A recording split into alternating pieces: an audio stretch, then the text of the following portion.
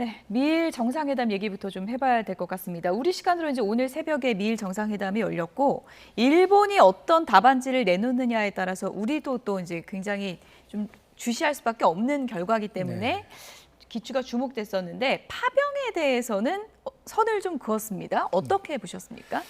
일단은 뭐 예상대로 뭐 기존에 트럼프가 SNS에다 5개국에 대해서 파병 요청을 했었잖아요. 예. 그 관련해서 이제 미일 정상회담 때 일본이 더 나서달라라고 압박을 했는데 그거에 대해서 이제 다카이치 일본 총리가 그 잘 대응을 한 것 같아요. 그러니까 뭐 이렇게 보면은 이제 구체적인 일본의 역할은 언급하지 않으면서 예. 그 법률적으로 일본 그 헌법 등을 설명을 하면서 이렇게 파병은 좀 힘들다라는 취지로 얘기를 했던 것 같아요. 왜냐하면 일본 헌법 구조에 보면 전수방위 원칙이 규정되어 있거든요. 그래서 그 공격적 전쟁을 할 수는 없고요. 전쟁하는 곳에 파견을 해서도 안 되거든요. 그렇기 때문에 그 일본의 지금 현재의 헌법 체계에서는 파병이 어렵다라는 걸 내둘러서 얘기했을 것 같고요. 그리고 이제 또 반면에 트럼프 대통령을 한껏 치켜 세웠어요. 예.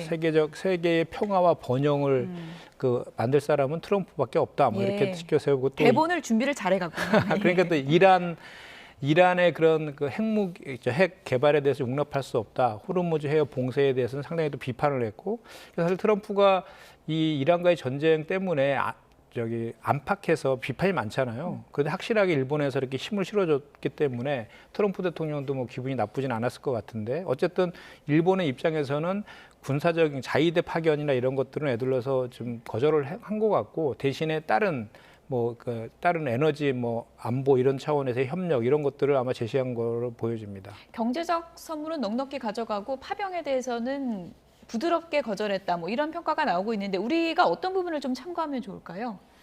그러니까 우리가 이제 파병이라고 하는 것을 요구하고 있지만, 그러나 트럼프가 원하는 것을 어떻게 간접적으로 새로운 방안을 제시해서 트럼프를 기분 나쁘지 않게 하고, 그리고 예. 우리의 국익을 위해서 어떤 결정을 할 것인가 하는 데 있어서 다카이치 그 일본 총리가 그런 대로 조금 모범답안 비슷한 것을 좀 보여준 것 같아요. 저는 예.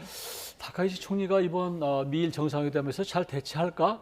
굉장히 위기 국면인데 이런 생각을 했는데 의외로 저는 대응을 아주 잘했다고 생각해요. 예. 그러니까 우선 정말 뭐 우리 김현정 의원도 말씀하셨지만 예.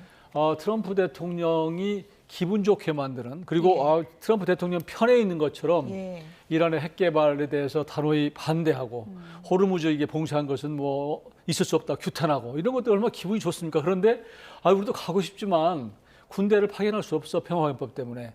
그 대신 우리가 이거 대신 할게, 에너지 안보. 예. 그래서 지금 뭐 SMR이나 무슨 또 미일 간의 원유가 이제 큰 문제가 되기 때문에 예. 원유를 그러면 우리가 미국으로부터 사서 같이 비축하자. 예. 우리가 투자할게. 이런 것들을 내놓으니까 트럼프도 이거 이상하게 하여튼 군함은 안 보낸다 그러는데 예. 기분은 나쁘지 않는 예.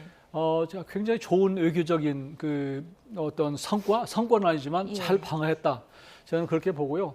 저는 이것을 토대로 해서 우리도 지금 압박에 처해 있지만 우리는 더 복잡하잖아요. 사실은 한반도 위기라고 하는 것도 있고 하기 때문에 이런 상황에서 미국이 원하는 거 이런 것들을 조금 좀 여러 가지 카드를 준비할 수 있다고 생각해요. 예를 들면 지금 우리가 당장 우크라이나 전쟁 때도 그때도 우리 파병을 요구했거든요. 근데 하지 않고 재래식 무기 무슨 뭐 실탄 이런 것들 재고 처리도 좀 했단 말이에요. 이런 것들이나 그 외에 이제 의료 지원 뭐 이런 것들.